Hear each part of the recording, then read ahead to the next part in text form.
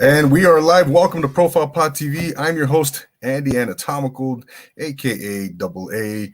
We are back for another splendid edition of the podcast here, Profile Pod TV. Man, I'm excited tonight.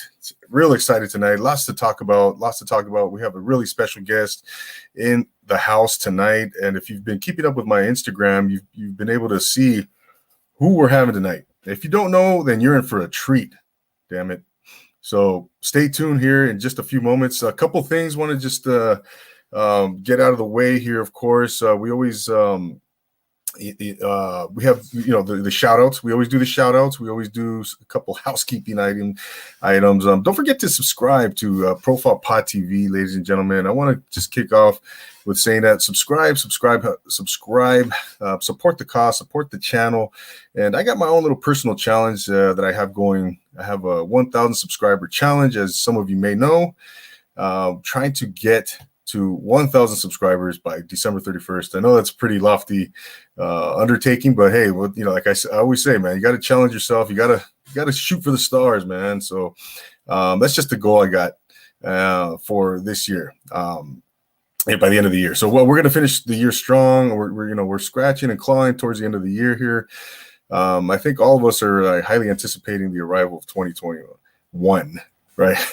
Yeah, it's been a heck of a year, man. Received some, and in this episode, I'm going to hold off. Because I got a personal story, and I was telling Josh, our guest of the evening, some news that I received today, and just, I mean, the timing is unbelievable. So having this particular podcast is one that will inspire, overcome, help you,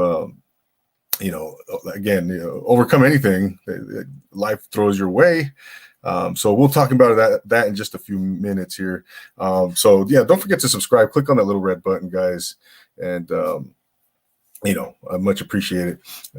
Also, starting tonight, what I'm going to start doing going forward here is promoting others, small businesses, podcasts, whatever the case may be. If you're a musician, if you're a band, you're trying to get some exposure, promote yourself, what have you, let me know. I'll throw your name out right now, or in the intro during the episode, and we'll help you get your name out there, man. So if you're trying to push a brand, if you got your business, maybe you got a hot dog stand somewhere, or whatever the case may be, man, let me know. Shoot me a DM on Profile Pod TV on Instagram, and I will do that, man. I'm just trying to help everyone out any way I can, so it's just a show of support for others who are going after their dreams as well. So, and it's a win-win for everyone. We all help each other out, and let me know. So with that being said, tonight I'm going to start off with Joey's Barbecue Spot. Man, check him out on Instagram. It's Joey's BBQ, Joey's BBQ Spot. And if you haven't, his food looks amazing. I have not tasted it yet. I am going to very soon. But Joey's doing a great job, man. He's, I've gotten rave reviews from others. I've heard his food is amazing. It looks amazing. And he's located over down in Wilmington, California, down on 1232 East Belen Avenue, 90744. Check it out down there in Wilmington. So, Joey, big shout out to you, man. Keep doing what you're doing. You're doing some amazing things, and with your food and your stand. And he's also, I almost forgot to mention, he's also open. He's open on Thursday, Saturday, Sunday. Again, Thursday, Saturday, Sunday, 1232 East Belen. That's BLINN Avenue, Wilmington, California. Okay, so. Again, man, shoot me a DM. Let me know if you want me to shout you out, or whatever. If it's a podcast, whatever, man. Exotic dancers, whatnot. I'm just kidding, man. Whatever the case may be, you let me know. So, man, tonight, let's get to it, man, because tonight's episode is a very special one, man. If you're, and it goes along with the essence of this show. Okay, I created the show to hopefully inspire others through our guests, from our guests, one that's going to uplift and motivate and just be a positive, overall positive experience, man. And with all that being said, tonight's guest epitomizes what this show's all about. It's all about, again, man, this gentleman has overcome, hence the name, Overcoming You podcast. He's here to tell his story, one of that's filled with adversity, triumph, and everything in between. The man has battled depression, an attempted suicide.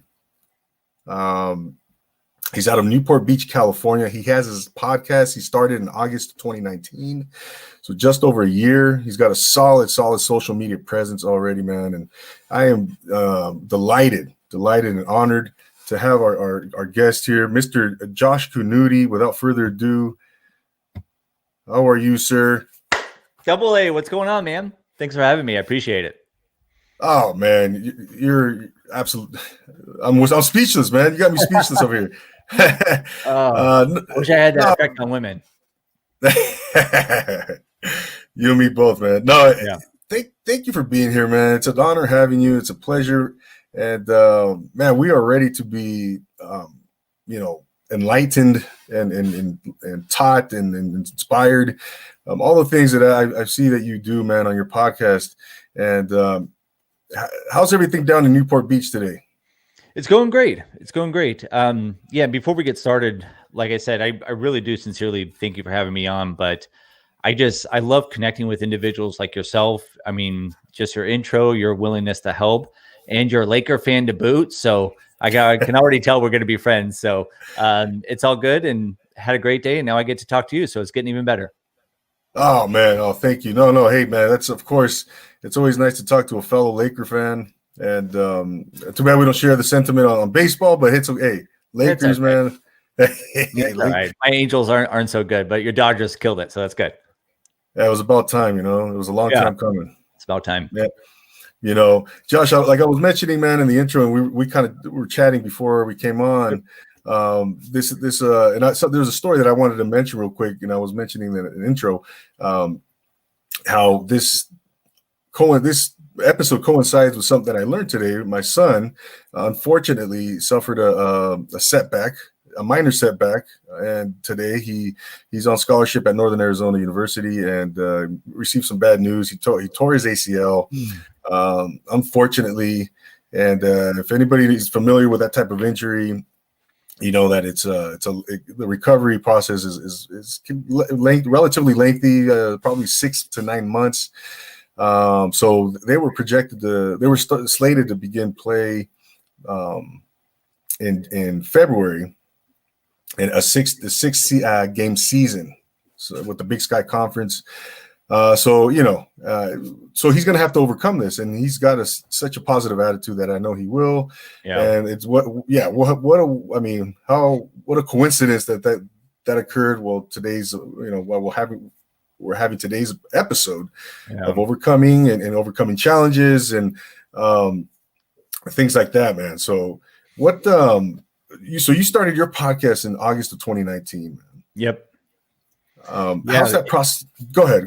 No, what I was going to say with your boy, it reminds me of kind of a fable about this monk that happened. So it was a long time ago. This monk, he's going out and he's attending to his farm and everything like that. And then he comes across these wild horses. They're beautiful Arabian horses. He brings them back to the village and everybody else goes, oh my God, these horses are so amazing. And the monk goes, we'll see.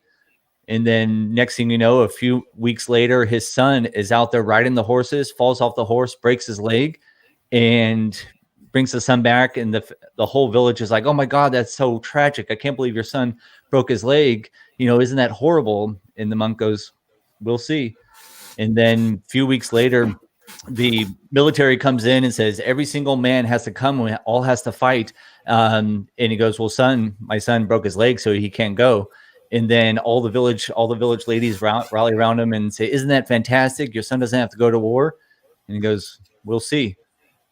So, you just never know. You never want anything to happen, but we'll see what happens. So it all depends on kind of how you look at things. It's all about your perspective. So we'll see. Absolutely, exactly, man. Yeah, you got to be optimistic, of course, and like you said, Josh, it's all about it's all about your perspective, man. How you frame the situation, how are you going to frame it? Are you going to look at it from a negative sense, right? A negative lens, or are you going to, move forward and look at it from another lens where it's an opportunity? Yep. It's an opportunity. Yep, for sure. Einstein said, in the middle of turmoil lies opportunity. Yeah.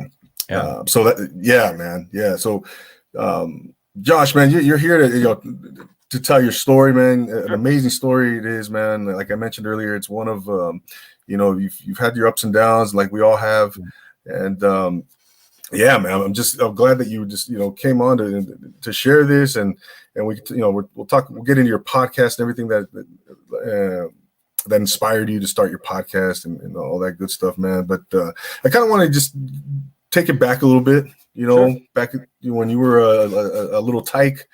Where did you grow up at? What city did you grow up at? So I grew up in Costa Mesa, Newport Beach, California, in Orange County, California, and kind of grew up in, kind of, I always use the same quote. Steve Jobs has a great quote. He always says you can connect the dots going backwards, but you can't connect them going forwards. And so I grew up here in Newport Beach, and you can blindfold and throw a rock any which way you turn, and you can hit a multimillionaire. And I grew up in a single family dad, no mom, and he installed carpet, so very blue collar. And I didn't know that at the time, but I think that's really where kind of my comparison started to go in, because my friends had these big houses and these nice cars. And then I slowly started to kind of formulate that kind of comparison thing, which unfortunately is a lot easier for us to do now with social media. Not that social media is bad, but it's very easy to compare. Yeah. And so just kind of grew up in California, had a good upbringing, but just kind of playing sports, running around. Difficult childhood, but difficult home life, but still okay. Yeah. So, your dad raised you? Yeah, my dad. Single dad. So I'll just kind of be transparent and open. So my dad took me away from my mom when I was just a baby, and the unfortunate story about that is, so I'm going to kind of date myself, but back in the day before disposable diapers, you used to have cloth diapers. You used to have these big safety pins, like literally like the size of your hand. And you put the safety pin, in the cloth diaper. It's like a little towel. And that's what the baby, and you wash those and all those things. Yeah. Well, my mom was unfortunately a really big, heavy cocaine user. And one day my dad came home and she had sold all of the diapers for money. And that big safety pin was through the side of my hip, and I'm just a baby. I'm screaming, blood's coming down. And, my dad said, that's enough. I'm out of here. So took me away from there. And then, I'd see my mom on the weekends, but then kind of the last straw is my mom left me at a liquor store when I was 8. And that was the last time I saw her. But my dad raised me.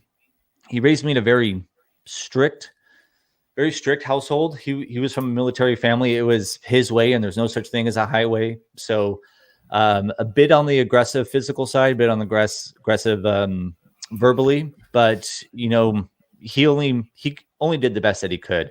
And you don't know what you don't know. And I'm sure if he had to do things different, he'd probably do things a little bit different. But needless to say, it was a little bit of a difficult childhood growing up, but all in all, I had everything I needed. Didn't have everything I wanted, but had everything I needed. So it wasn't totally all for nothing. So, Gotcha. And do you have siblings? Yeah, we're gonna need a Venn diagram for that. So, my mom's side, I got 2. I got one on my dad's side. I got stepbrother here, stepbrother there, stepsister here. So they kind of go every which way, older, younger.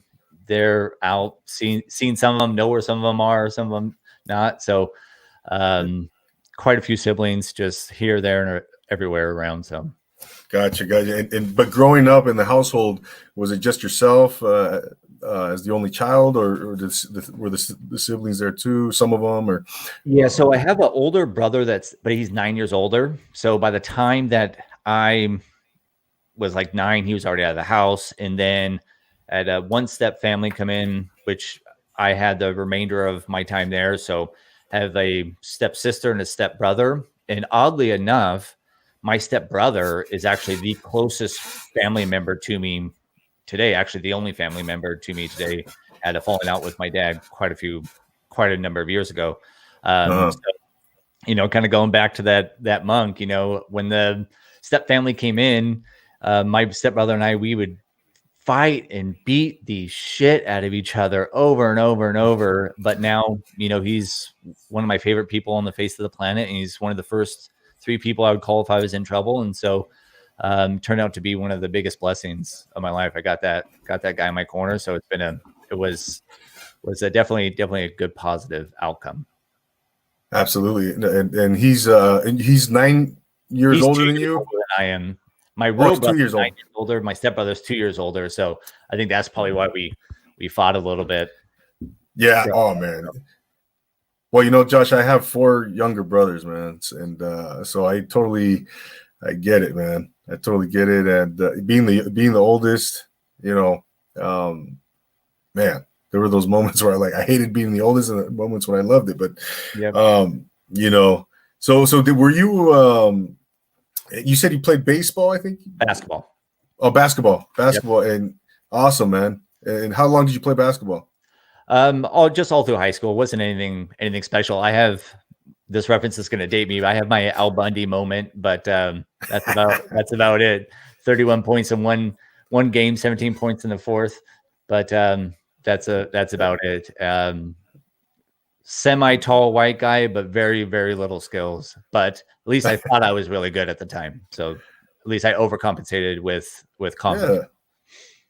There you go, man. What high school was that? Newport Harbor. Oh, Newport Harbor, the Sailors. Yes. Oh, Yeah, man. They used to play. Their football helmets used to have the American flag on them. I don't know if they still do. Yeah. They still do, right? I believe so. It's been a long time since I've been over there. So yeah, man. Yeah, I'm very familiar, man. I follow high school. My son was just in high school last year, so always loved high school football. Did you play any football growing up? Any baseball? No, played basketball, a little bit of tennis, but anything I could do to get out of class or anything like that, that's what I wanted to do. So any early sports or anything like that, but just basketball, that was about it. And tennis was kind of a nothing sport. It was just to get out of class. So yeah. Oh, whatever that took, man. I hear you, man. Yep. Whatever is going to get me out of class. And so I take it were you what kind of grades did you get back then in high school, man? I started off really good, but probably average when I was last 2 years, C's, anything I could do to pass. So I know I got really good at taking tests, and I realized that if I didn't have to do any homework, but I did good on the test, then I would pass the class. And so whatever I could do to get the hell out of there and get to the party as soon as possible. So that's all that I cared about. Wherever the closest beer was and wherever the closest group of chicks were, that's where I wanted to get to first. So it was either at lunch or after school at the party. That's it. That's all I cared about. Oh man, hey Josh, from like a business perspective, you were just working smarter, bro. There we go. Harder. You were working smarter. Yeah. So educators would whatever you could use that in both ways, man. Yeah. Yep. Both ways. Don't do this, but hey, I see you. That's thinking, man. You're thinking. Yeah. Right. I love that, man. Yeah. So I was the same way, man. C's, whatever I had to do to just pass, and I didn't really apply myself like I should have. Mm-hmm. But yeah, man. What was your favorite part of your childhood, man? Being a kid. You know what? It was my friends. It was because I had a little bit of a tumultuous home life. All I wanted to do the minute I got home, I wanted to leave. So I wanted to go play basketball. I wanted to go with my friends. And, I was really, really lucky. The God, universe, whatever you believe in, put in some really good friends that I'm still friends with today. in some real solid families. And so I was really, really lucky to kind of be kind of sort of raised by these extended families that are my friends and still friends and families today. So I was really, really lucky because there's a couple families that I grew up with that if it weren't for them, I don't know if I would, I don't know if I'd be here today for sure, because the love and admiration that they showed, it's so huge in those early years. People don't understand, you know, the love that you give your kids is so massive. It really does formulate kind of who they become. And, you know, if you have some things like so many of us have gone through, you know, mom leaves you at a liquor store, dad kind of, you know, tunes you up every so often, doesn't say the nicest things. Those things really affect you. And if you don't have another form to look at or another example to see, then you're doomed to kind of repeat that. So I was really, really lucky that I had some quality people in my life that kind of took me under. And looking back, connecting those dots going backwards, I think those parents kind of saw, hey, this is kind of a troubled kid, or maybe not the best family life. Let me kind of take him in a little bit. So I was really, really lucky. For sure. Oh man, what a blessing. That's blessing, and that's critical, right? Having family, people, whatever, man, family, friends, supporters in your corner, man, that are going to back you up under any circumstance. Josh, I want to ask you something, man. Going back to that moment, you mentioned your mom. Your mom, you said she left you at a liquor store, or just pretty much abandoned you there, or just left you there? Yeah, it was. Take us to that. Yeah, so that's one thing to any parents listening. Those kids at that time, I was 8 years old at the time, but they remember everything. Like I can remember outfits I was wearing, waiting for her on the weekends when she would come, but she would never come. You know, I remember this like 3 button down polo shirt with a blue stripe that I would always wear because that was like my nicest shirt. I would always wear that for my mom, and she would never come. And when she did come, she didn't live in the nicest neighborhood. And so we would walk down to the liquor store. We would play Street Fighter. And my dad gave me a bunch of quarters, said, you know, you're going to your mom's. She actually came. Next day, we walked to the liquor store. And I'll never forget, she took all the quarters that my dad gave me for Street Fighter and then left. And then I remember I was mad at the time because I didn't realize what was going on. I was mad at the time because I was almost ready to go to the next level and need more quarters to get to the next level. But, and then once again, call it God, universe, or whatever, that liquor store manager, I'll never forget, this nice man sat there, and then 10 minutes, 20 minutes, half hour, finally he realized something was up. And luckily enough, I remember my phone number, called my dad. My dad came and got me. And then that was the last time I ever saw her. So wow. To this day. Yeah. She contacted me when I was like 18 years old to try to sue me for a inheritance from when her grandpa, or her dad, my grandpa, passed away, left me a little bit of money. And it wasn't much. It was like 18 grand or something like that. And she said, no, that's my money. And even at that time in my life, I'm 19 years old. Obviously I could have used 18 grand. I was like, I don't even want anything to deal with it. You take it. Don't call me again. Don't talk to me again. Because it's just not worth it. So that was the last I saw. Wow. Yeah. Wow. So she left you. So basically you didn't see or hear from her at 9 years from the time she left you. Yep. You're 18 years old. The first time you're hearing back from her, she's wanting to sue you. Yeah. I'm 19. I don't know anything about the law or anything. She called me at my place at work at the time. I remember I was working at a Save On Drugs, which is now a CVS.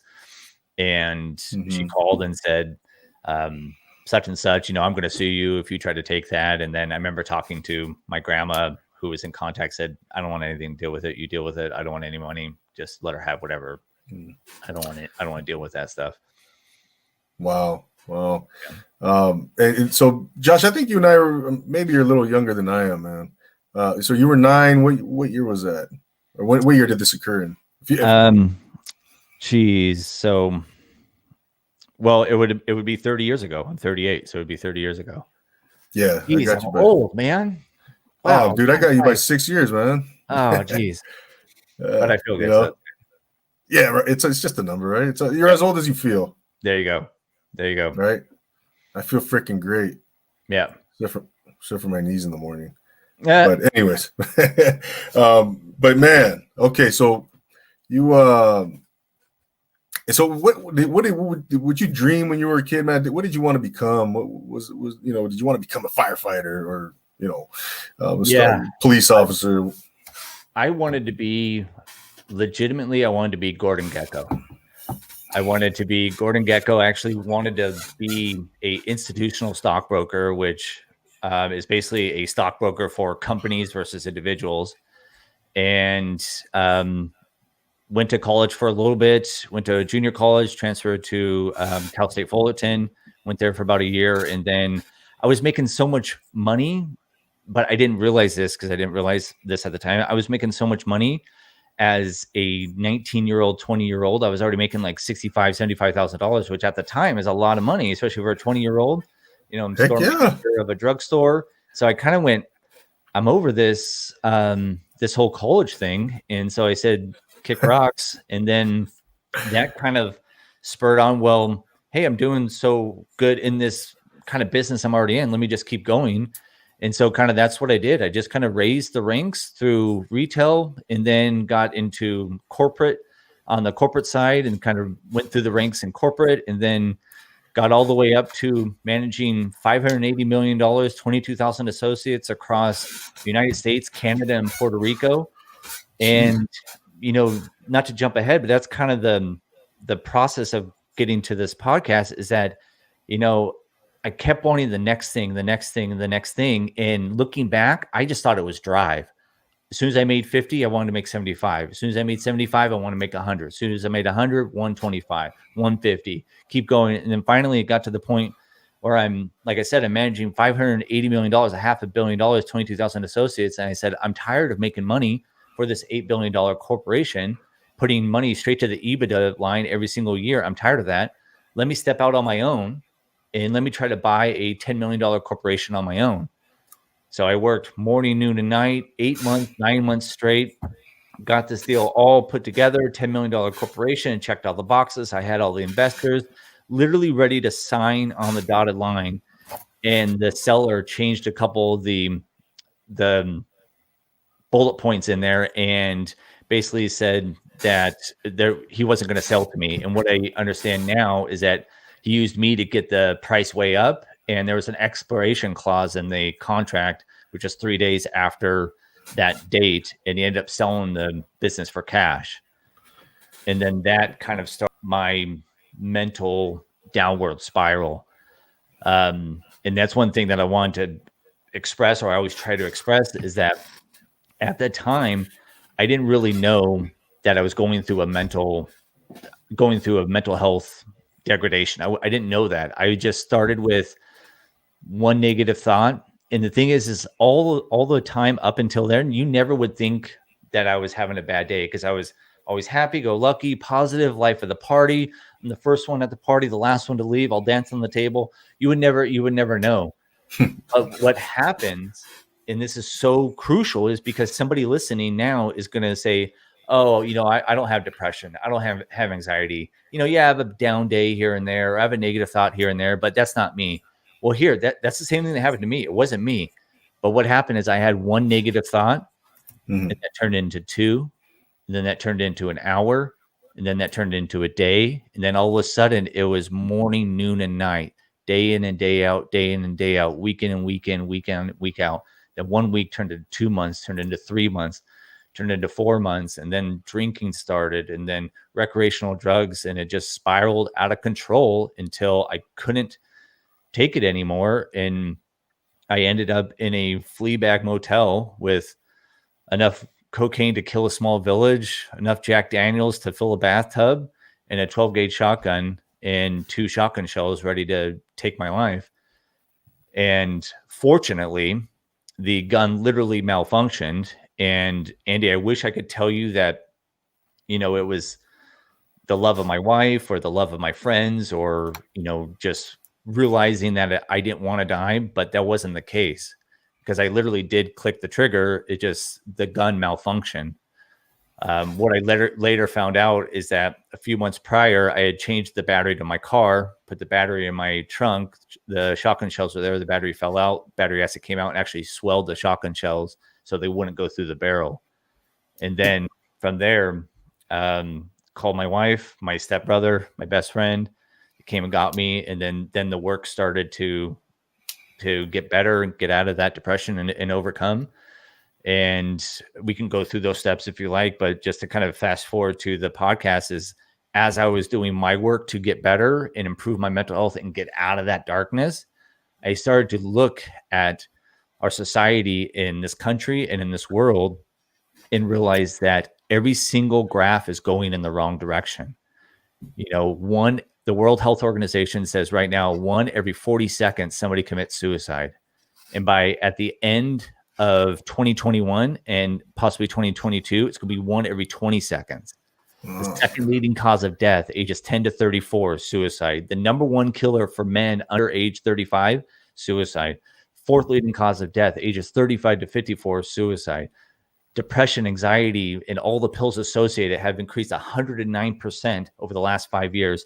And Andy, this statistic breaks my heart. I don't have kids yet, but all of my friends, I don't know what they did wrong in their life, but they all have little girls. And this statistic breaks my heart is that the number one group that has increased threefold in the last 5 years with depression, anxiety, and suicide attempts are little girls, ages 11 to 16. And after I realized that, and after during my depression kind of coming out, I've heard people's stories, and those stories helped me. And so I said, hey, I like podcasts. I'm nothing special. I'm just a regular freaking dude. I got nothing to offer. I'm not a celebrity. I'm not a millionaire. I don't know anything. But hey, I went through this. This is how I overcame. And hey, maybe, hopefully my story will help you. And then that's where this podcast came in. And that's really where my life mission is, because that's all I want to do is help as many human beings as possible overcome this thing in between our ears called our minds and ourselves. And so that's kind of where I sit. And now I get to talk to awesome people like you. So that's kind of where I'm at. Likewise, brother. Likewise, man. No, it's an amazing process, man, and story that you have, man. And so while you were going through those, so you left your corporation, right?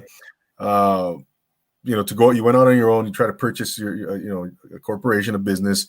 Was it the failure of that, or it didn't go through for whatever reason? Was it that was basically the catalyst? That's where it all started, pretty much. Do you think? Yeah, that's actually a really good question, because it wasn't, looking back, how my mind worked at the time. It wasn't the failure of the business. It was what that business was going to represent. So it's a $10 million corporation. It was yielding $700,000 to the bottom line. So in a roundabout way or easy way to think about it, I would be making $700,000. But my thought process is that every single person that is ever going to bear the last name Knutti, or any person that is within my friend circle, is never going to want for anything again.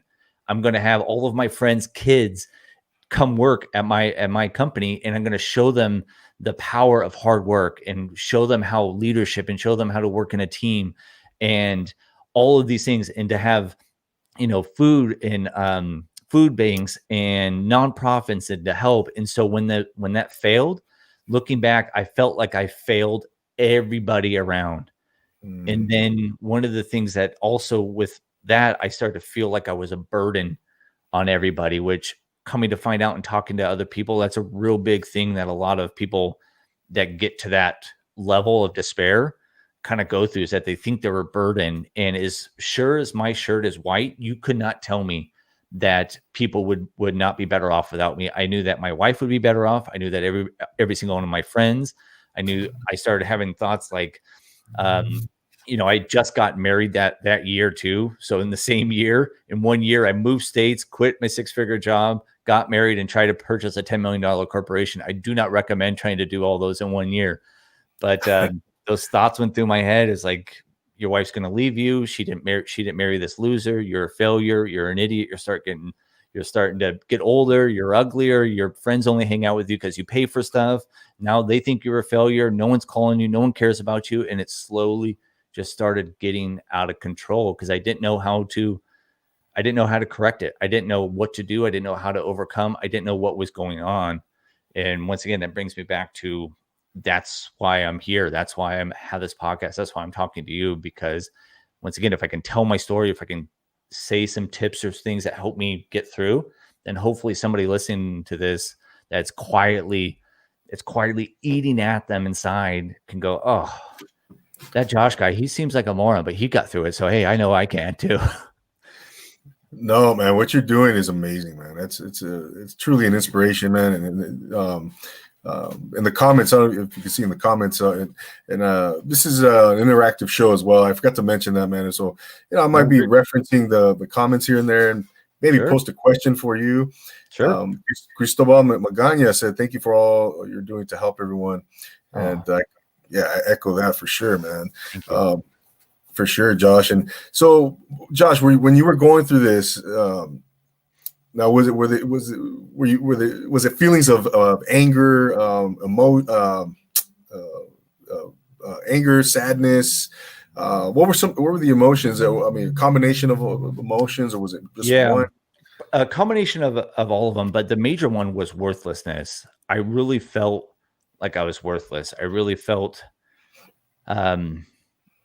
like I was just nothing. I felt like I was a loser. And the thing is it's so simple, and everybody knows this, and you say it and people, it just glosses over, but the power of your thoughts are so magnanimous and so powerful, because, and the thing is, if you don't know how to deal with your thoughts and how to adjust them or redirect them or change them, then what happens is those thoughts of worthlessness start creeping into other areas of your life. And that's what happened to me, is that, like I said, it happened with one thought and then another and then another, then another. But then those thoughts creeped into, now all of a sudden I'm not going to the gym 5 times a week like I normally do. Been very athletic.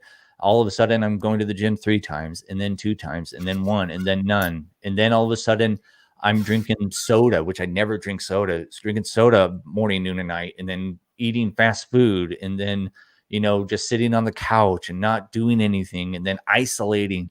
I felt like a loser. So I would leave my house and just go to a park just so my wife wouldn't have to see me, or my friends wouldn't have to see me, because I felt so worthless. So these thoughts creeped in, and all of those things together really take a toll on your mental health, your physical health. And, if you don't feel good, you don't think good, it's a recipe for disaster. And so it's just tough. Right. And were you, so where did you work, or what was your employment situation after, the sale didn't go down? What were you doing? How were you making a living after that happened? That just living off of savings. I was, I was trying to do odds and ends. I was trying to, did a couple real estate deals, which worked out semi-okay, but really just floundering. Really wasn't doing much, just because I still had these thoughts of you're just nothing. So just kind of floundering, really. And was it affecting your marriage at all, negatively? Oh, no, that was perfect. No, I'm kidding. Yeah, it affected it. It affected it big time. And, it's to the point now where it's been years later, and it's just now starting to get kind of back good again. And the thing of it is that first of all, you have to take responsibility, and it's 100% my fault. And I broke a lot of trust with her, and trust is very difficult to repair. And it's, it's like putting the egg back together. It's like putting glass back together. And so I have to do a lot of work to kind of earn that trust back. And the thing of it is, and this is something that maybe the listeners will hopefully hear, is that if I would have had the guts to tell her at the time, like, hey, I'm going through something tough, or hey, I don't feel good, or hey, I feel worthless, I feel like you think I'm an idiot or a loser. Back then, I didn't think this, but now she would have dropped and stopped everything to help me. Just as if she comes in right now, or if my stepbrother or my brother calls me and says, "Hey, I need you," I'm not gonna be like, "Hey, I'm sorry, I'm on a podcast," and be like, "Andy, I'm sorry, I gotta go." I would drop everything for them. And here's the thing: is like when you're in that mode, you don't think anybody will help, or you think you're going to be a burden on them. But I'm telling you, if you're feeling down, if you're feeling depressed, reach out to somebody that you know loves you, and I guarantee you they will drop everything and help you. I guarantee you. And if you still don't feel like that's the case, then go online and reach out, go to Psychology Today and reach out to a psychologist or a psychiatrist and just get it out. And if you still don't want to do that, write it on a piece of paper, write what you're going down or type it out and then throw it away, but get it out some way. Otherwise, it's a cancer and it's going to sit inside and it's going to fester and it's going to eat away at you. Because here's the thing, Andy, you and I are not strong enough to deal with it by ourselves. This mental health and this depression has brought down the best of us. It has brought down Robin Williams. It has brought down Kate Spade. It has brought down, you name it. It's a lot more stronger people, more athletic, more financially sound than you and I could ever. We are not strong enough. You are not strong enough to deal with it by yourself. You have to get it out one way or another. And I promise, as soon as you do, it's so scary, but as soon as you do, you're going to feel so much better. It's going to be a process, but you're going to feel so much better. No doubt, man. No doubt. It's yeah, I can't. I see why you call your podcast Overcoming, man, because you've had to overcome. I mean, so much. I mean, you know what, Josh, and more than the average person, man. But again, man, I can't say enough about what you're doing now, getting the message out there for mental health and helping others, man. That's a selfless act that you're performing, man, and that says a lot, man. So yeah, man, keep doing what you're doing, man. So Josh, man, going back to you were going through this process, and how long? What's the timetable there before you went to the motel room, mm-hmm. and you were going to do that. What was the time frame between in and then the time frame out? Yeah, to that moment, or from the failure of the business, from where everything started, the downward spiral began to that moment in the Fleabag motel. Good question. It was about a year or so. So it was about a year, but so things escalated really quickly. It really did, because like I said, I never had those types of self-deprecating, negative, horrific thoughts before. I really didn't. Everybody has a little bit of joking self-deprecation, especially if you're like me and you try to be funny, even though you're freaking not. And so you're trying to say these jokes all the time, but I never felt bad about myself. I really didn't.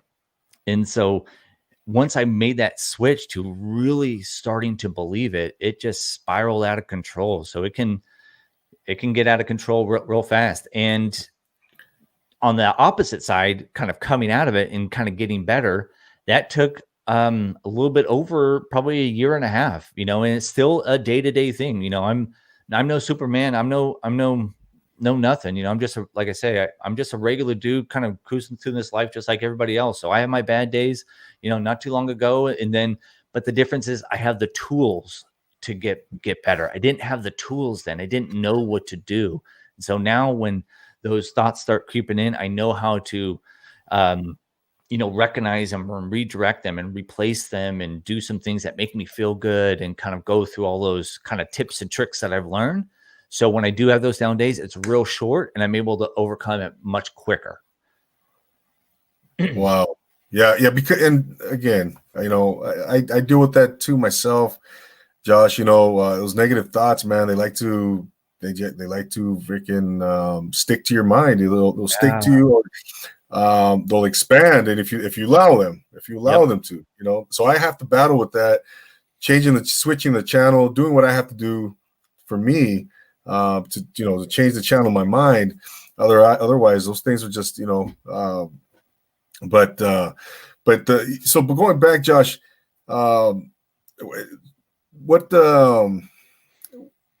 if you take us to that moment, man. Okay. So how did you get to that moment? You just said, you pretty much quit, right? Pretty much at that. Yeah, Keep it it simple. was interesting. I'll never forget.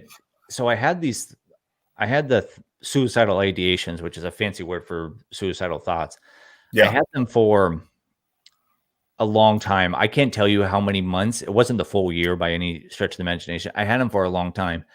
But, the mind's a very powerful thing, and there's a part of your brain that is working for you. It really is. And so when would have those thoughts, there's a part of me that said, you don't want to do that, or no, you're not going to do it. It'll be fine. A little bit whisper in there. And then, the other thing is like, as strong as your mind is, there is a limit to it.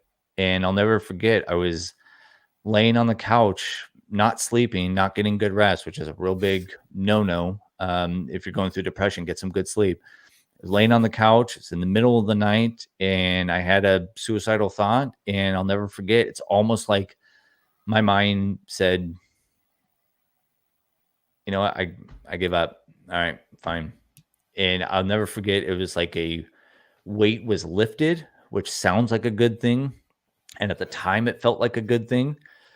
But then it came the process, and then probably a week and a half after that, maybe 2 weeks after that, I had the plan, the date, the time, the process, and kind of went through there. But yeah, I'll never forget that day on the couch. It was just like my brain just kind of gave up fighting for me and said, "Fine, do it." So that's another thing just to realize is, like I said, you and I are not strong enough to deal with those negative thoughts. It takes effort to push through and kind of get those out. So right, right. Absolutely, man. Absolutely.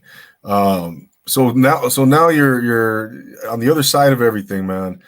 Um, yes. what what happened after that? Is that when everything malfunctioned? Um, Take us to the events that occurred following what happened in the motel. So what did it look like coming out of that? What were Yeah. some of the So first things that occurred? um after the everything malfunctioned, and sent a text message to my wife, my best friend, my stepbrother, said basically, I think I just said I need help, and sent a picture of the phone with the address, and they came, got me.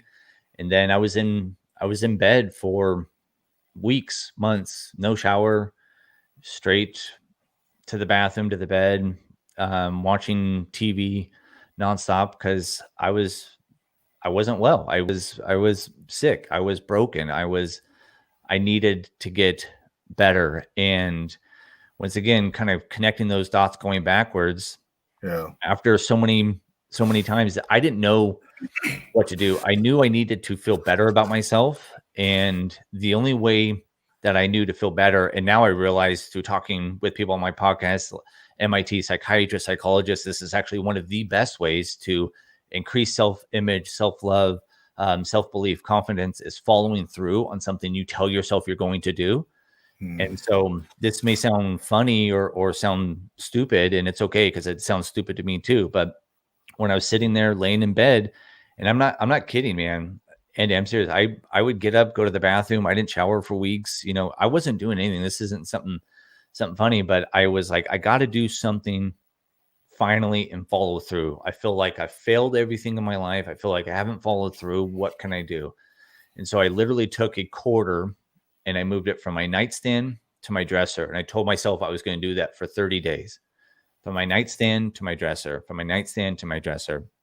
And I'll never forget, it was day 15, day 17. I went to the bathroom, went back to bed. It was at nighttime. So I was supposed to move the quarter from my dresser to my nightstand. And I saw the quarter on my nightstand. And I remember having this conversation.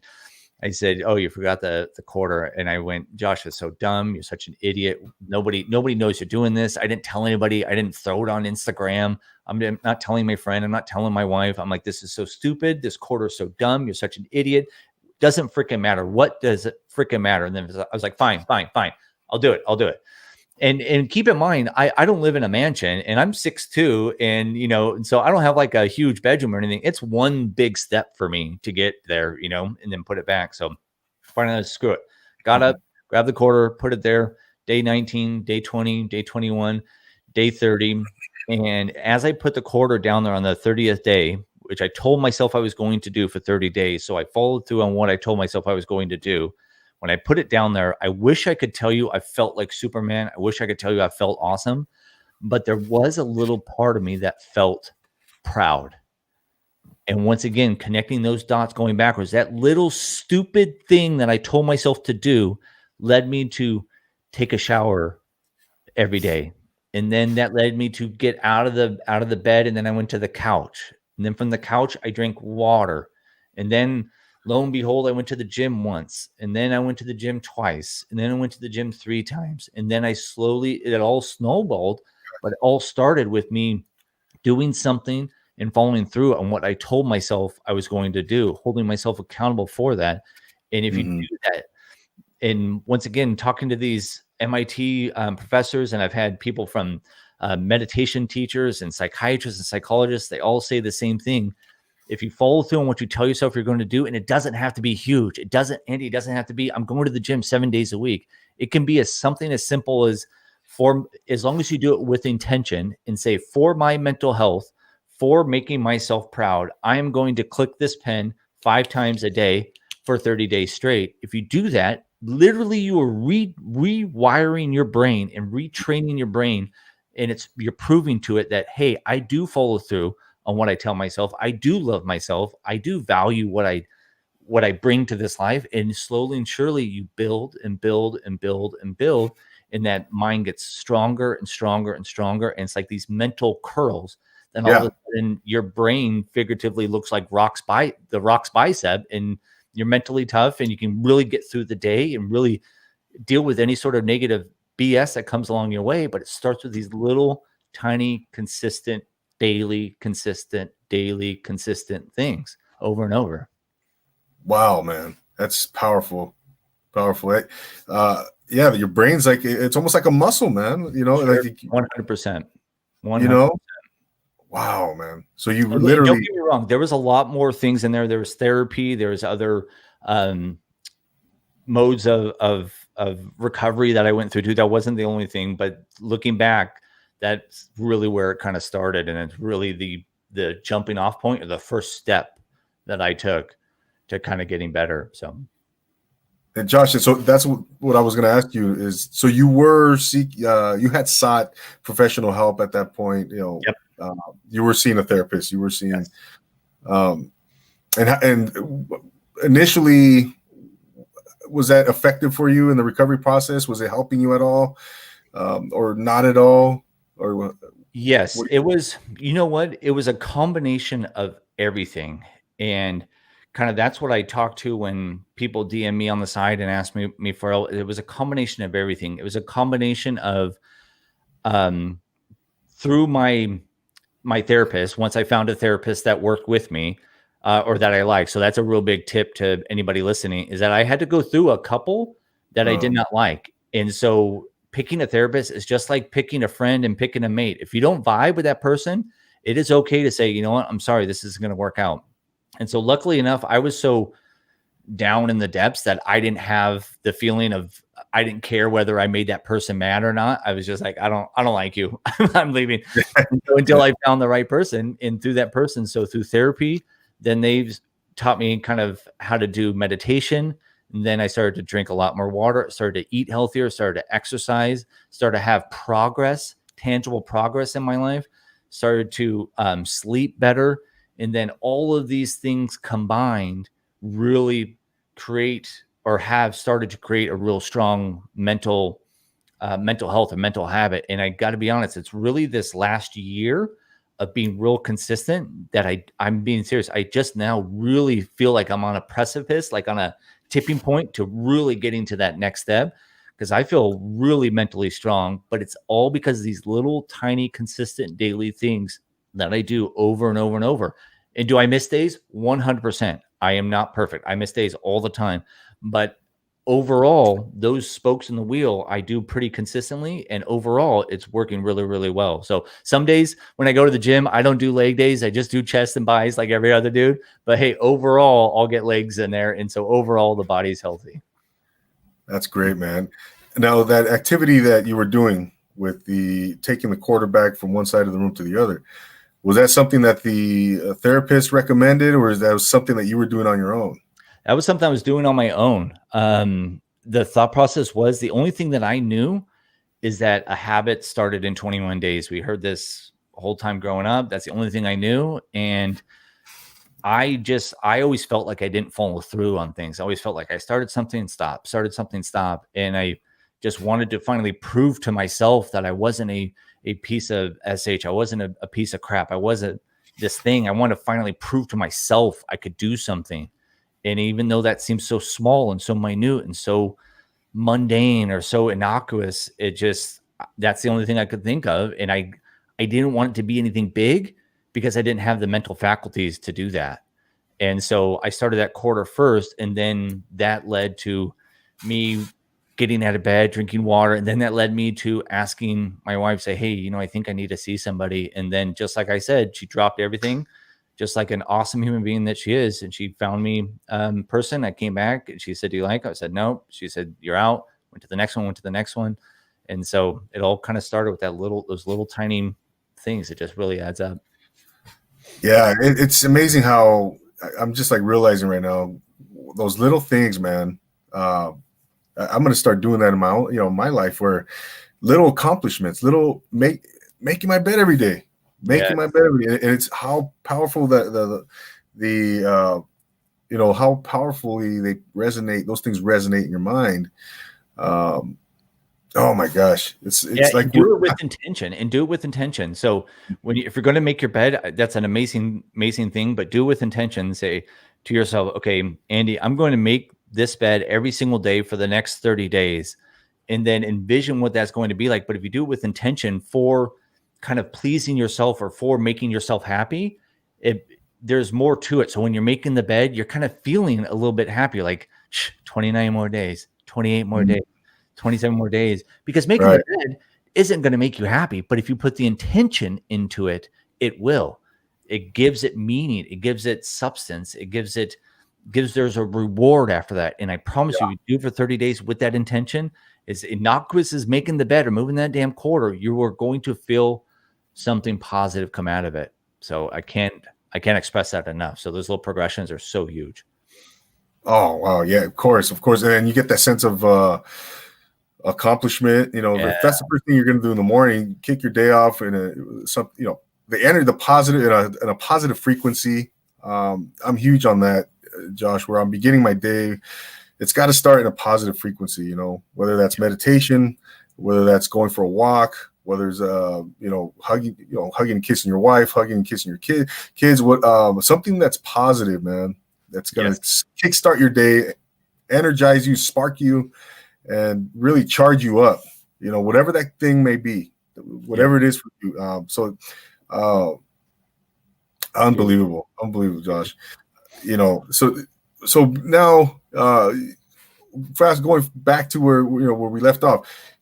So now you're feeling much better about yourself. And at which point, what's the time frame on this now, Josh? To kind of feeling better, or at least having that feeling. Where you're going to the gym now, you're just things are looking up, and you're moving forward. Probably after the suicide attempt, it was probably a year after that did I really start to feel better, but I didn't feel fully like myself. I just wasn't fully healed. It's kind of like what's going to happen with your boy. He's going to repair his ACL, and then he's going to do some physical therapy. And, he's used to squatting, 300 pounds, and he's going to squat 200. He's going to be like, I feel good, but I don't quite feel like I'm myself again. So it was about a year after that. And then probably this last year, because I've been really dialed in the podcast has really helped, because now it's to the point where I have to even more so do what I preach, because, I can only speak from experience. I don't mean to put my opinions out there, but I can't be like some of these other people in the kind of self-help space, quotation marks, that are just kind of on there with a suit, kind of talking from their ivory tower. Like, that's not me. I have to speak from from realness. I have to speak from experience. So I'm never going to say anything on how to overcome it unless I've done it, or unless I've learned from somebody on the podcast that has done it. So this last year I've been really dialed in, and now, like I said, I feel really, really good, and I just feel like I'm on this tipping point. I feel like I'm on this tipping point with the podcast. I feel like I'm on this tipping point with me to just really take it to the next level. That's not meant to sound narcissistic. It's just because I've done the work. I'm physically fit. I'm healthy. I'm getting back to positive. I have my routines down. The podcast is growing. I'm starting to get positive feedback. I'm not trying to be funny, but I'm starting to connect with people like yourself, like-minded people, that me talking to you fills me up. It makes me feel better. And I want to be around more people like you. And with this podcast, it just, fire stokes fire, iron sharpens iron. That's why anybody that has a heart like you, I want to be around. I want to talk to. I want to spend time with, And so it just, all those things together just start to get this full ball going. And now the inertia is really going. And so now it's really starting to get fun. I'm starting to really enjoy life again, it's been a while since I've had this level of joy. So it's been good. Oh, good for you, man. Good for you, Josh. Yeah, I was listening to your episode with R.G. Williams. And he said something really profound for me, man. And he asked the question, who are you? And a lot of times people will start their answer with, well, I'm an engineer and I'm a teacher, and I didn't ask you what you do. That's what you do. Mm-hmm. Who are you? And I started thinking that, man, and that just like freaking stumped me, man. Like, holy shit, how would I answer that? So I started asking myself that. Yeah. Who are you? Like, you're not, you don't want to say podcast, you're not, yeah, you're a podcast. That's what you do. You're an educator. That's what you do. But who are you? And it just really, started. So I started, answering that question to myself. And I started telling me, so, you know what? You're someone with a big heart. You're a father. You are someone who is ambitious. So I really started kind of looking inside, man. Yeah. Yeah. I put something out the other day, and it's not to pat myself on the back, but I really thought the analogy worked really, really well. Is that the whole like consciousness stream of this thought that I was putting out was really, you have to take ownership of you. You have to take responsibility. Nobody cares about your excuses. And what I was saying is, where you sit right now and where I sit right now and where everybody is listening is sitting right now, they know where a high school is in their neighborhood, and they know how to get to that high school. Mm-hmm. And if we just use that high school to symbolize their dreams, to symbolize their physical health, their six-pack, or their hourglass figure if you're a girl, or their Joe Rogan massive audience, podcast that maybe somebody with an Overcoming You podcast would like to have sometime, or their financial dreams, or whatever it is. So that high school symbolizes their dreams. If I said, just go to that high school and you can have it, every single one of us would know exactly how to get to that high school. But if I come to your house and if I blindfold you and I move you 2 states away or 2 countries away and don't give you a GPS and don't tell you where you're at, you're never going to be able to get to where you want to go. So until you understand who you are, where you're at, and take responsibility for that, the dreams are already there. You already know what it is and where it is and how to go get it. But you got to deal with this first. You got to deal with this first. Otherwise, you're never going to get there, because you have no fucking clue where you're at. So it's so important to realize that and understand that. And once you understand who you are, take responsibility for what you've done, not beat yourself up for it, and then look at it, be authentic, and figure out a plan of attack to go where you want to go. Everything starts to change, and life starts to get a little bit easier and less stressful, because you've done that work. So it's just so huge. I can't agree with you more. Oh man, hey, Josh, you know what, man? I needed to hear everything you're saying. I needed to hear that in my life, man. I'm telling you right now, up to this, because it's been for all of us, man. It's been an arduous year. It's been a tumultuous year. I sold a house this year. I bought a house. I went through all this. It's been a man. Kids in daycare. Kids stayed home for months. Yeah. We couldn't work. We were just working from home. Blah blah blah. Then wife and I are just scratching and clawing at each other almost on a daily basis. Yeah. whatever. But man, thank you, man, for I'm feeling so much better right now listening to this and listening to you speak and put a charge in me personally and uplift me. And yeah, man. So I just want to take real quick. Thank you, man, because I'm really I'm feeling so much better right now.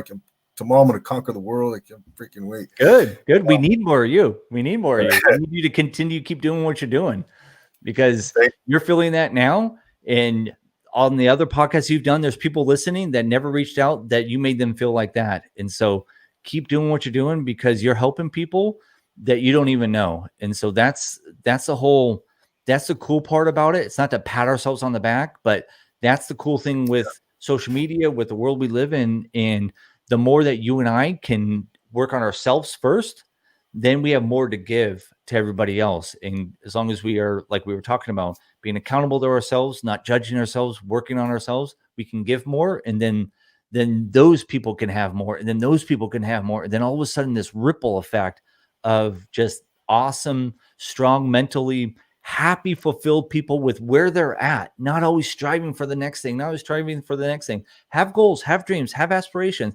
continue, move forward, get better, but be honest, loving, being kind to yourself with where you're at, and then move forward because there is no finish line, man. There's no finish line. The only finish line is the finish line that every single one of us is going to end up, and that's 6 feet under. That's it. There's no other finish line, period.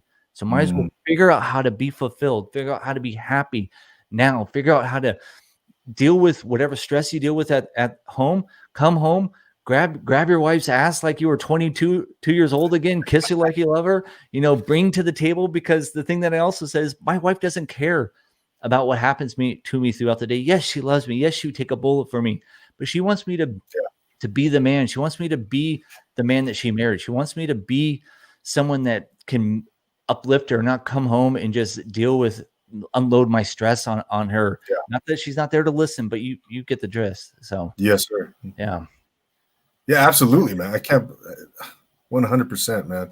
Ladies and gentlemen, we're talking to Josh Knutti of the Overcoming You podcast. He's here to share his story. I like what John Maxwell said, and you had that posted on your feed on your Instagram. It's two things, right, to overcome. The first one is you got to believe, right? You got to believe in what you're doing. And the second one is taking action to overcome. I think that first step, though, Josh, is so critical, man. It's easier said than done. Yep. What are some things that you could impart and recommend, some tips, right, to strategies to get to that point? How do you get to the point of believing, to that step one?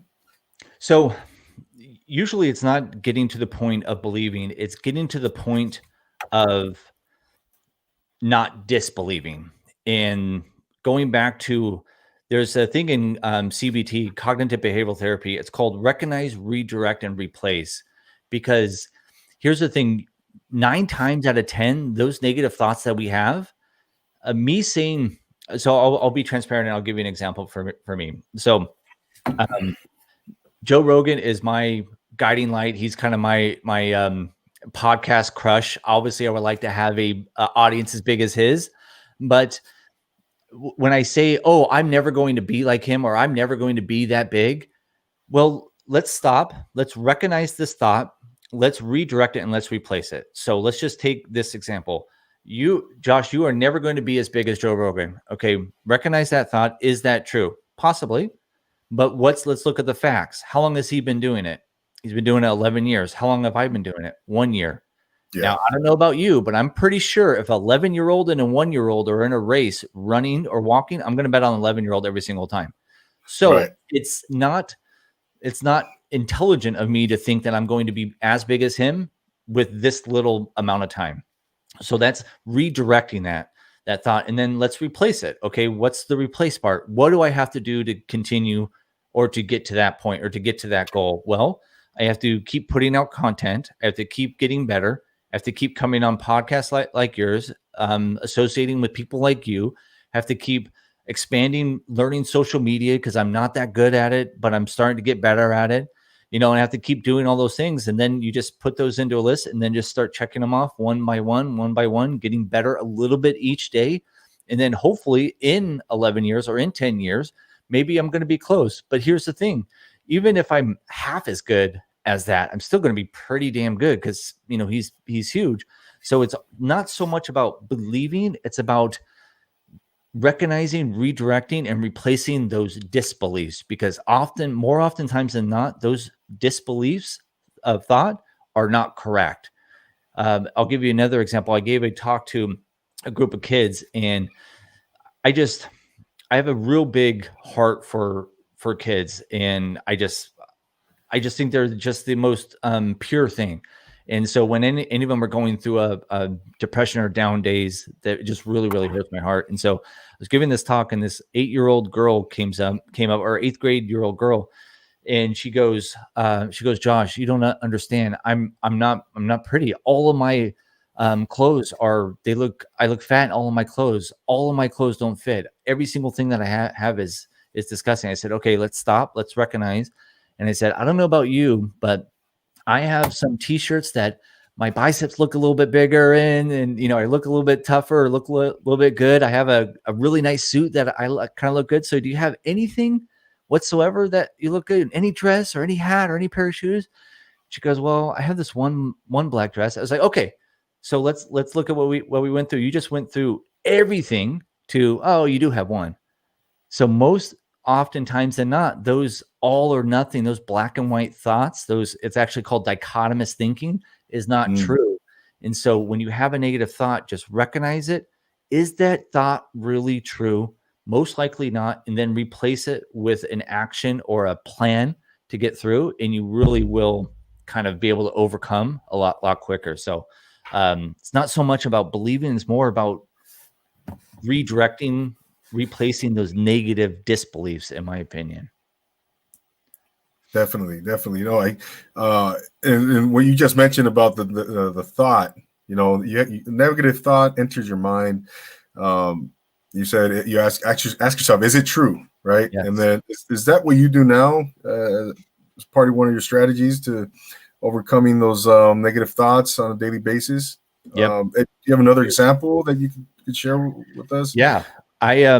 I was just writing something, and at the end of it, I was going to send it in to kind of hopefully be published in a magazine. But at the end of it, I didn't send it, and I went, "You're so stupid. Like, who do you think you are?" And I had these thoughts. This is a couple months ago, so like I said, I'm nothing special. This stuff happens to me all the time, and I had to sit there and go, "Okay." So the thought that kept coming up was, "I'm stupid," and in my mind, I was saying it kind of jokingly, but the thing is, we've heard this before. Your brain has no clue what's right and what's wrong. It doesn't understand sarcasm. It just knows what you tell it and what you don't. So if you say it's stupid, your brain goes, okay, let's try to figure this out. Let me prove to you that you're stupid.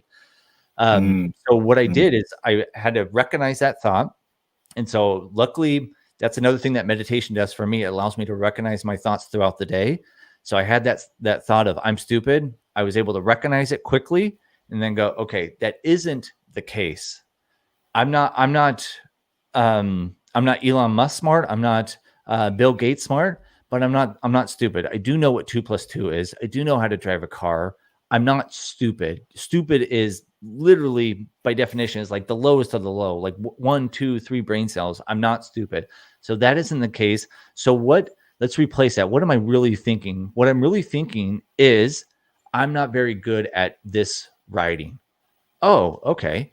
That's okay. It's okay not to be good at something. How do I get better? Well, go back and do a redraft of it. And so now that's my next step, to go and do a redraft of it. And it makes me feel better, and I don't feel as defeated. I don't feel as stupid. I don't feel as negative. It was such a good practice to do, because now I can go back and go look at the draft and go, oh, okay, I like that line. I don't like that line. I like that word. I don't like that word. And just kind of just keep going through that, recognize, redirect, replace. It just really, really works. It's a skill, and it's just like a muscle. You got to work at it, and it's going to be difficult at first, and you're not going to believe it at first, but over time it starts to get easier and easier and easier. And so now that whole thing that I just described was maybe 30 minutes, maybe 35 minutes of my day. Whereas 2-3 years ago, that would have been weeks. It would have been weeks. I would have been agonizing over the fact that I don't know how to spell February every single time. I always have to Google it or have Google do the little squiggly line because I can't figure out how to spell February, and then like just go off the rails. So No, self-talk is powerful, man. The self-talk, right, Josh? I mean, and that's another thing, Josh, for myself, man. When I wake up in the morning, I literally tell myself, you're an awesome person. You're amazing. You can do this. You positive. I intentionally, look in the mirror. Sometimes I don't, but I'm telling myself, speaking to myself, this is going to be an awesome day. You're gonna do amazing. You're gonna do this. You're awesome. You're a champion. You're a winner. It's they say life and death are in the power of the tongue. Well, that's in the Bible. I don't know, but yeah, and it's true, man. What we tell ourselves, right? And you, like as you just alluded to, gave examples of what we tell ourselves is crucial. And the thing on that, I'm going through this thing with affirmations right now. Is that one thing with affirmations or or having that positive thought? Just so anybody listening or anyone that hears that, let me tell you what is going to happen. Let's say you start doing it tomorrow morning and you go, okay, Josh, whatever your affirmations are, you're good looking, you're healthy, happiness happens when you practice it. You practice it daily. No matter what your affirmations are, you're going to start telling yourself that. And what will happen the first day is you will not believe it. And it will be so much of a non-belief. It will be to the fact that you think that you are lying and you think that you are this is stupid and you think this is never going to work and this is dumb. But I'm telling you, nobody's watching. Nobody's there. If you're listening to this, tell yourself out loud is better, but text it to yourself, tell it to yourself, just keep doing. Nobody's going to know. So it's just between you and the mirror. Keep going. And I promise you, somewhere along the line, day 15, day 20 is kind of sometimes what works for me or what I've heard before is that day 20, maybe day 30, what's going to happen is you're going to say that, Josh, you're good looking. Happiness happens when you practice it. And what's going to happen? You're going to notice all of a sudden that, hey, it's not that I do believe it, but it's that I don't not believe it.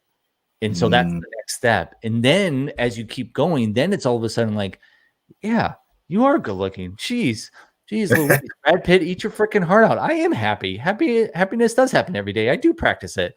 So just let everybody know you're going to go through that trajectory of not believe, this is dumb, this is dumb, this is dumb, not feel anything, but not disbelieve it. And then all of a sudden you're going to click over and then all of a sudden you're really going to start to feel it. But it's the consistency, like we talked about so often, day in, day out, no days off, not because it's Sunday, not because I hate to say my football team, but not because the Chargers are on or or anything. That's painful enough. That's painful enough as it is. So no affirmations are going to make them win apparently, but just day in and day out, don't miss. And I promise you, if you just do that for 60 days, you are going to see and feel a difference. I promise you. And it's 60 days out of your life. It's your life. What's more important than your life? And it's 60 days and it's 10, 15 seconds. And it's so massive. So I love that you do that. I'm starting to get to that a lot more. I just started a new practice, literally starting tomorrow. I just wrote my affirmations today. So it's interesting that you say that. So I'm with you. Yeah, man. Affirmations, saying them in the morning. If you have to read them, it's okay. Yeah, read them. Say them out loud. And you mentioned something right now, Josh, where, oh my goodness, I just lost my train of thought. Well, let me ask you this, man. I associate, and I've always been guilty of this, man. I associate my success and sometimes value in life with money. Yes. In my bank account, it goes up and down. But one thing that is consistent with me is that it's never enough. It's never enough. You talked about it earlier. You want the next. You get to one point and then you want the next. It's just never satisfying. What are some things that you can share with us? Some strategies, some tips to kind of overcome those thoughts and that feeling of not being satisfied, with money associated with money. Yeah. So two things. One, especially for men, it's one of the biggest things. For some reason, our net worth is directly correlated to our self-worth. I don't know There what you it go. is. It's the provider in us from olden times, whatever that is. So first of all, realize that everybody goes through that. So that's sometimes comforting to know that I'm not alone. Other people go through that. But the other thing is, and this isn't meant to be morbid, is that you're going to die. And Yeah. so I'm 38 years old. And so if everything goes well, I partied a lot in my younger years, so I don't know how many years I have left. If everything goes well, I have 30 summers left, maybe 40 summers left. And this winter, now I have 29 summers or 39 summers, however old I'm going to be. You're going to die. And I guarantee you, when you are on your deathbed, you're not going to wish that you had more money. You are not going to wish that you spent more time in the office. You're not going to wish you had more houses. You're going to wish that you threw the football more with your son. You're going to wish you made love to your wife more. You're going to wish that you got to talk to me more often. That's the only thing you're going to wish. And there is no if and buts about it. There is no if and buts about it. You're not going to wish for more cars. You're not going to wish for more houses. You're not going to wish for anything. You may wish that you took a risk, but that is it. And so that comforts me because, like I said, I grew up here in Millionaires Row, and that was a real big thing for me. And it's something I still struggle with today. And those two things, knowing that I'm not alone, knowing that there's Andy out there that feels the same way, that he feels like his net worth and his self-worth is the same, but then also really understanding that when I'm on my deathbed, none of that's going to matter. What I'm going to think about is I'm going to think about the time in Thailand with my wife and the sunset on Koh Phi Phi. I'm going to think about the sunrise in Cabo that we just had. That's what I'm going to think about, and that's the real thing. And with you have a house there, you have kids, you have a wife, you can go have one of those experiences right now, tomorrow, this next morning, and you can have one of those things that's going to last forever. But that extra bedroom on your house, or that extra 100 square feet, or the extra 1,000 square feet, you're not going to remember that. It's tough to do, but when you do it and you start to put your heart into what really freaking matters, it's a lot easier to kind of get through the day. And once again, you're able to understand where you're at, be comfortable with where you're at, and go, listen, I mean, you and I, it's not meant to be demeaning to anybody else or anything else around the world, but you and I, obviously, we both have a house, both have food, both have water, both have loved ones. I mean, what else? Yeah. I mean, that is such a blessing, and it's not meant to be.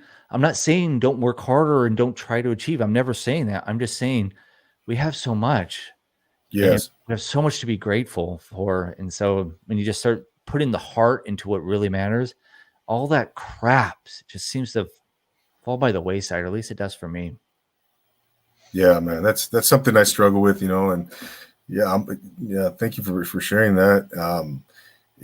Because like I said, man, I've always, you said it, you hit it on the head. We equate our net worth with our self-worth with our net worth.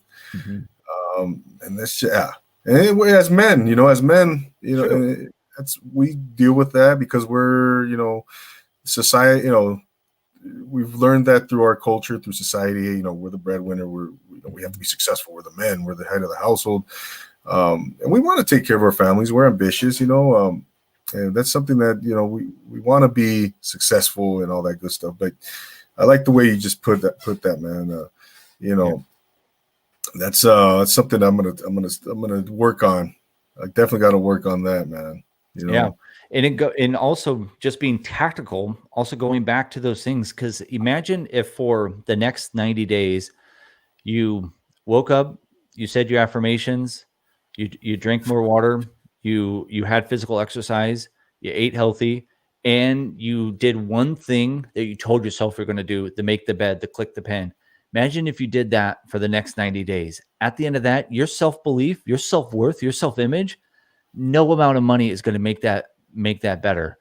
It's going to make that bigger. It's not going to make you feel better. It's all going back to those daily rituals, those daily habits. And then when you do all of those for 90 days, and then you add on the heart and the sunrise, the sunset, the kids, the wife, then you start to like like expand and almost burst out because you feel so good about yourself, and then you feel so good about everything that you have around you, and it'll bring a grown man to tears, with joy and happiness.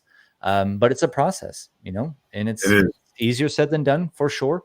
But it's so worth it when you do. It's just so worth it when you do. Yeah, no doubt, man. I was gonna. I have I know a pastor, Pastor Dan out of Fontana. He's in Fontana, California.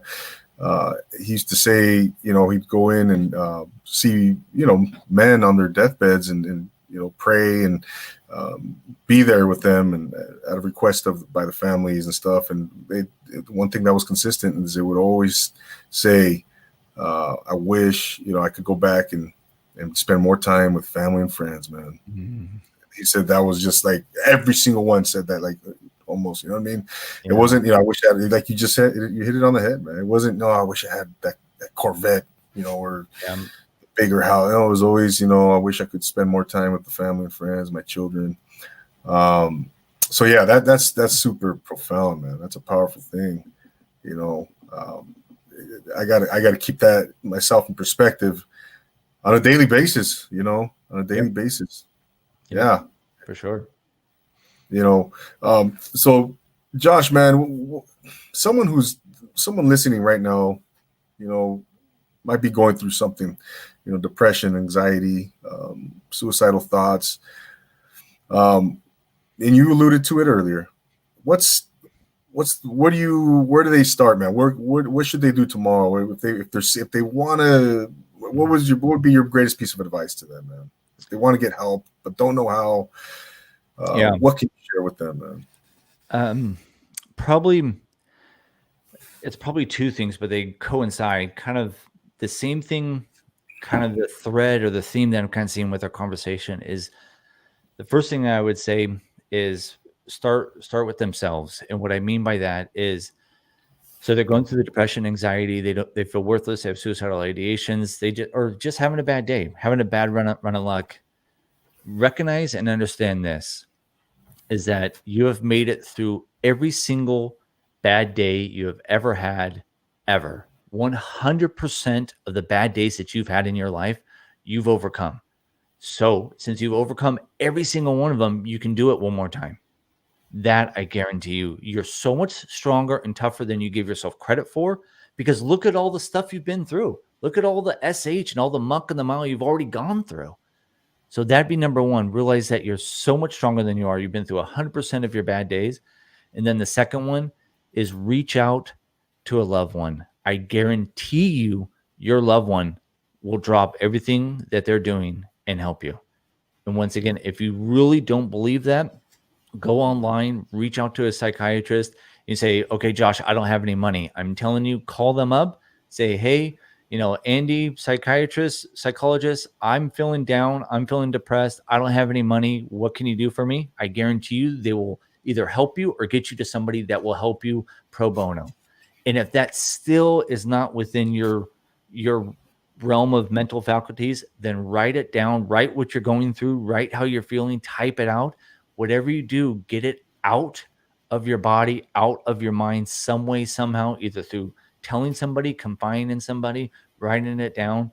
And then from there, then you can kind of take it from there. But that first one, just realize that you're a badass. You've made it through 100% of your worst days. You can make it through one more. And then just reach out to somebody, because I guarantee you have somebody in your life that is waiting and willing and wishing to help you. Because look at it the other way. Like I said, if any single one of my friends, if my wife, any single one of my loved ones asked me for help, there isn't a thing I won't do. There isn't a train I won't jump in front of. There's not a bolt I won't try to push off. There's not anybody I won't try to go kneecap if somebody hurt them. I will help them, and I'm guarantee you they feel the same way about you. So those are the two. Reach out, and then just know that you're a badass. You've gone through so much already. 100%, man. Amen to that. Yeah, man. That's wow, Josh, very powerful stuff, man. Very powerful stuff, man. Your podcast, how many episodes do you release per week?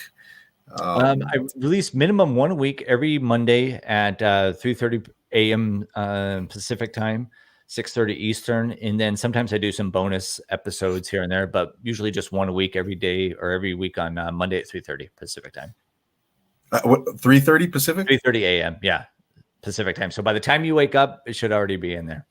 So got it, man. Got it. And it's available on all the platforms, yeah, right? Apple Spotify, Podcasts. Apple, Stitcher, anywhere that you get podcasts. I'm following your lead, so I've got to get my YouTube going. But for right now, it's all audio. I do have the video version on Patreon. That's Patreon/Overcoming You. But the audio version's anywhere that you get that get your podcast. Yeah, no, I love your podcast, man. It's unbelievable. You've had some super cool guests. Coach Mike Bayer. Oh, he's awesome. Yeah, really good stuff, man. Like I mentioned earlier, RG Williams. Yep. Aaron Patton, another good. Oh, that guy's amazing, man. He's cool, dude. I really enjoy talking with him. He's a sharp dude. He's really intelligent. He knows his stuff. He really does. Yeah. And when I first started, when I first got on Instagram and I started podcasting, I would listen to his stuff a lot, man. And I picked up a lot of tips on social media presence and podcasting. And so, big shout out to Aaron Patton, man. Yeah. New Age Influencers. Yep. Podcast, man. So what are some of the things that you really enjoy about you doing a podcast, Josh? You know what? It's interesting. This is the funnest part for me. I love having these conversations. Like this really does just make me. It really does make me happy. So this is the fun part. But as you already know, it's all the stuff behind it that I didn't realize. All the work that goes into it. All the editing, all that type of stuff. All the stuff that you see behind the scenes. So.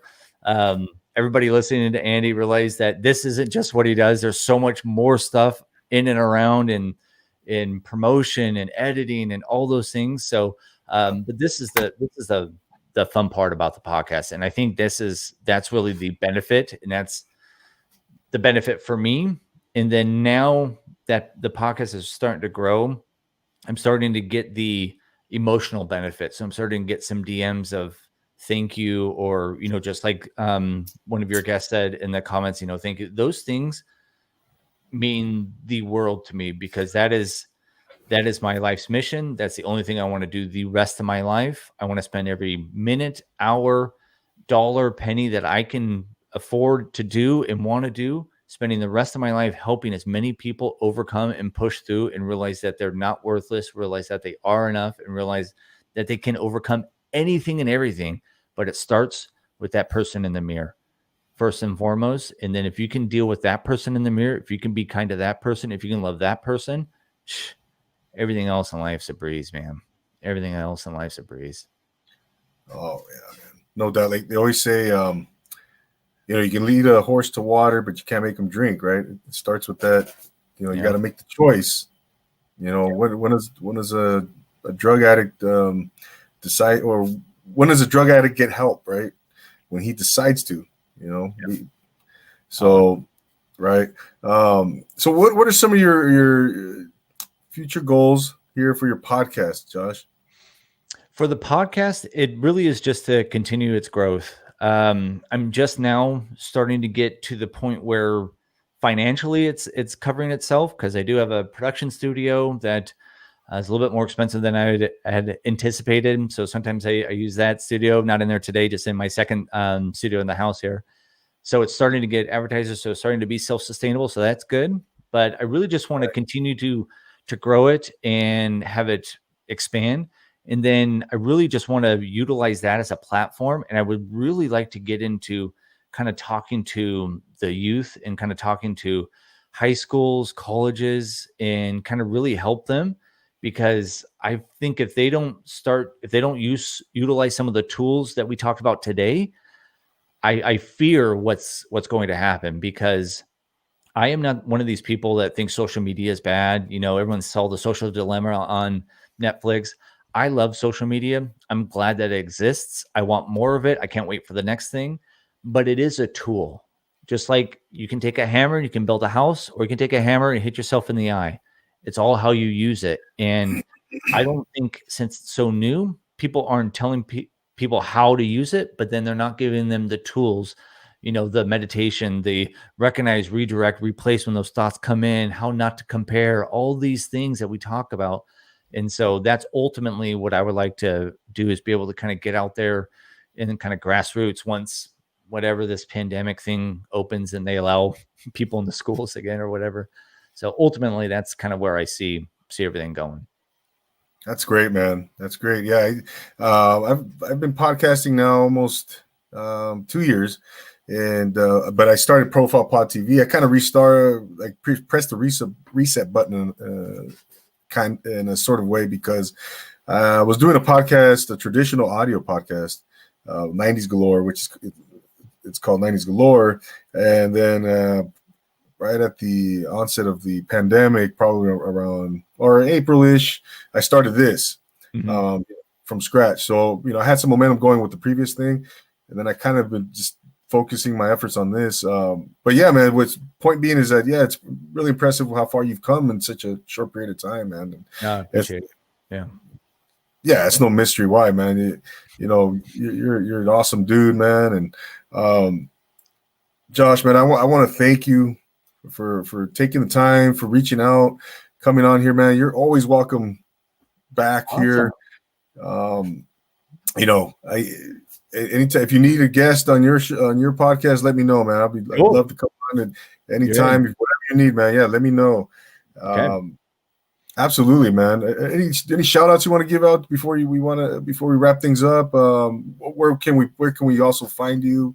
Yeah, on social media, Overcoming You, the letter U, the podcast Overcoming You, and then, in all honesty, man, I know I said it in the beginning, and it's not to pander, and I'm being 100% authentic and serious. Just a shout out to you, is that it may seem second nature because you have a heart to help, but I can tell you from talking to people kind of in the self-help space, or kind of having people on my podcast and then talking to them after and off air, not everybody has that heart, and not everybody is really out to help people. A lot of times people are out there to help people, but help themselves first. And so that's just a real shout out to you, and just a real tip of the cap, no joke, to have somebody, like I said, to have somebody like yourself with that heart is, don't take it lightly, because it's a special thing, and not everybody has it. And I'm glad you're out there, and I'm glad you're doing what you're doing, because the world needs more of you, especially right now. So. Oh, thank you, man. Thank you. I appreciate that, man. I really appreciate that. Real quick, man, Pie Cruiser, he says he's asking if you do IG lives. I'm sure you'd make a big difference in this world and help someone in need with your knowledge and experience. Do you do those on Instagram lives there, Josh? You know what? That's a really good question. No, I don't, but I'm trying to work with a few people to do one coming up on the 13th, because the 13th is World Kindness Day.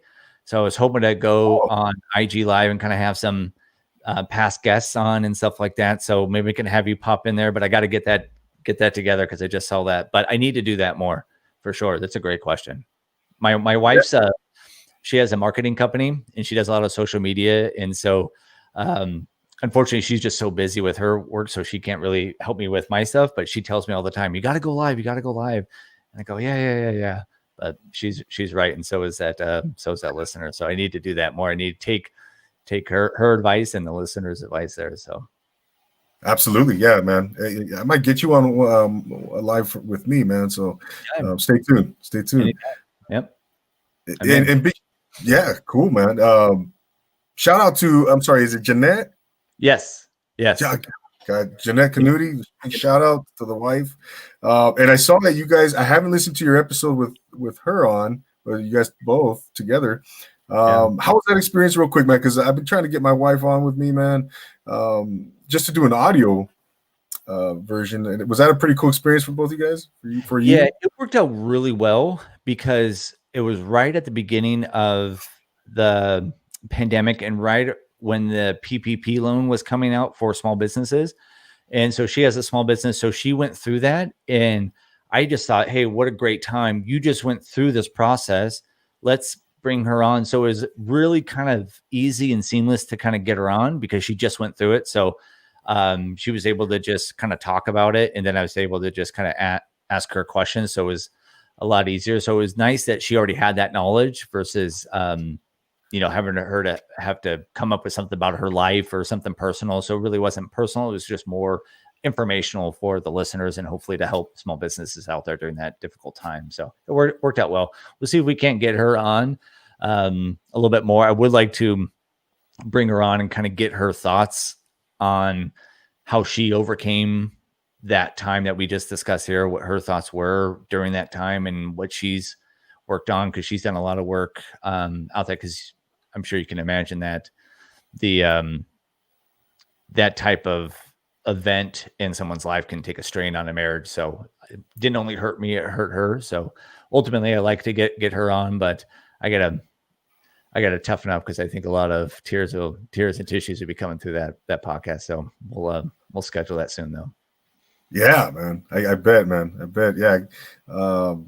I got to do that too, man. So, but and by the way, my son, I asked him earlier, I texted him, are you okay? And he responded with, I have to be.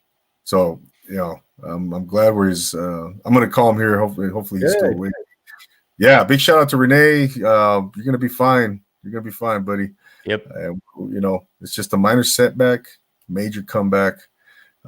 So Josh, man, you're an inspiration. Thank you so much, man. You've uplifted all of us. You're oozing with confidence. You're oozing with just a big heart, and the love, man. I appreciate it, man, and I wish you nothing but the best. You and your wife, your podcast, everything, man, everything. I'm going to continue. Like I said, you're always welcome back. Let's do this again sometime, man. I'd love to continue to collaborate with you. I'm going to be following you. And ladies and gentlemen, yeah, man. Check out Overcoming You podcast with Josh Knutti. Any final thoughts, man? No, I'm all set. I appreciate it. Thank you so much for the time. There you have it, guys. Josh Knutti, Overcoming You podcast. Check him out Monday morning when you wake up. Check him out, man. If you want to be uplifted, if you want to be charged up, if you want to know how to overcome anything in life, Josh Knutti's right here, man. He can help you out, and the power is within all of us. But we need guys. We need people like Josh who've been through it, and can give us some strategy, some pointers and tips. So check him out, guys. For myself, I want to thank everyone for being here in the comments. If you were watching live, thank you so much. If you're watching on the replay, you guys are amazing. I want to thank everybody. Thank you, everybody, again, who posted comments. You guys are always amazing, man. Fainer Lokes, Cristobal, Kickback Podcast LA came through. We got Pie Cruiser, man. We got, there were some people earlier. Tiffany Bridges. I think Jeanette Valencia. Who else? Joe Sanchez. Thank you guys so much for being here. We'll be back next week, right here, same channel, same time.